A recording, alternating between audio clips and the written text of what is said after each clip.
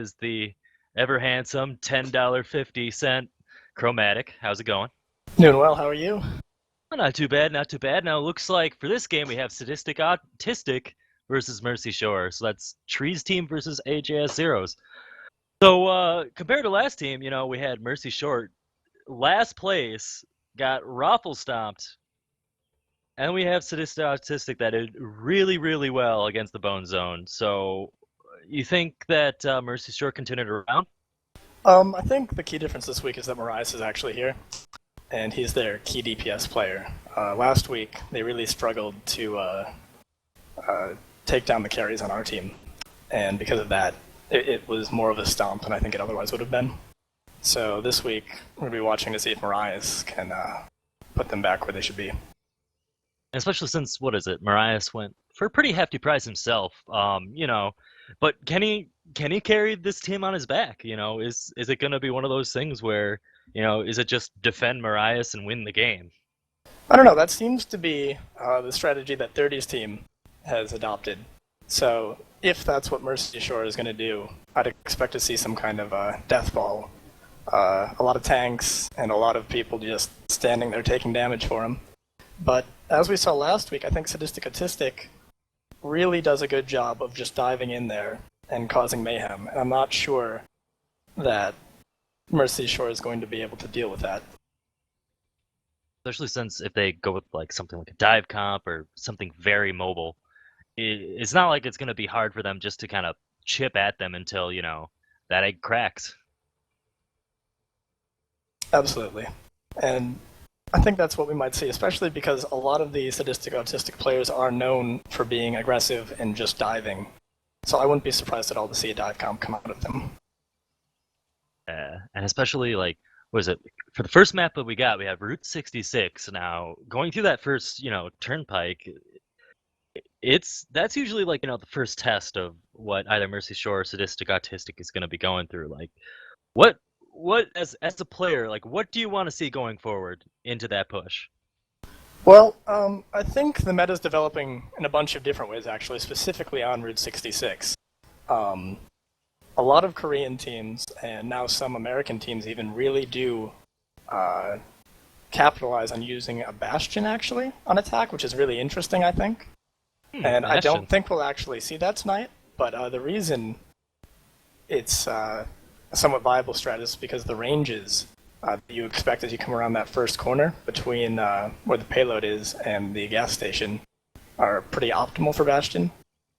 And he has his whole team there supporting him, and I think it'd be really cool to see that. I don't think that's what we're going to see. I think we're going to see Tree again on his Pharah, trying to blast people off the edge of the map. I think we're going to see Salvo again on his Roadhog, and Ball of Sexy on Zarya.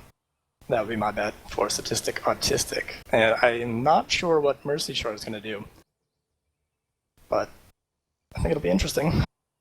And especially, there is a lot of versatility. Definitely Mariah's taking that damage dealing slot.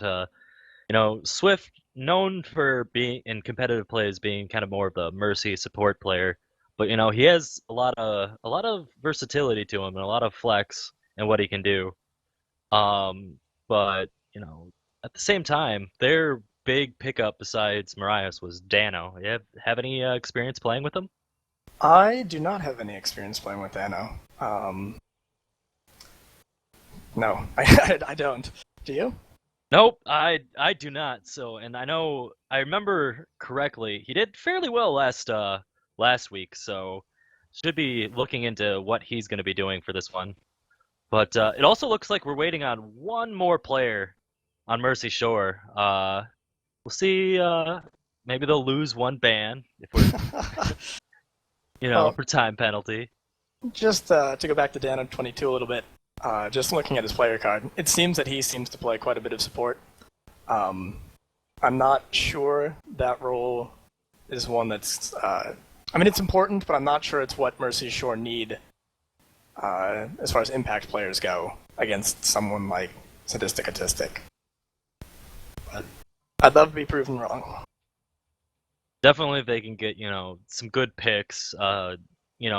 Just kind of taking off. I don't know. I guess who would be their highest threat target on Sadistic Autistic? I mean, I know Thrifty can be a huge annoyance on May, as we all know. He's that May one shot with Yeah, other things. I mean that's the real problem. I think the strength of Tree's team is that he's got the most stable elo throughout it.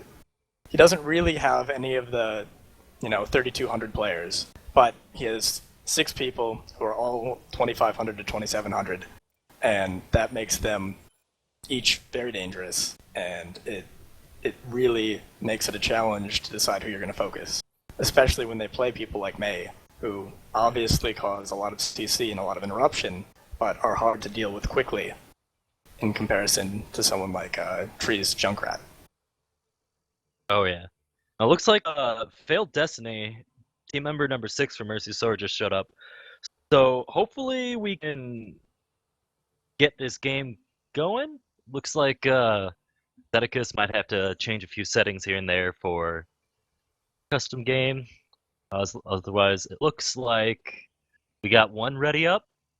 Looks need a ready up for Mercy Shore, and we should be going into game 1 of round 2 of week 2. That's a mouthful right there. Of the Baddie Overwatch League season 2.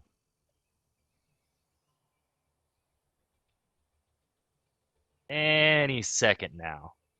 Any second now.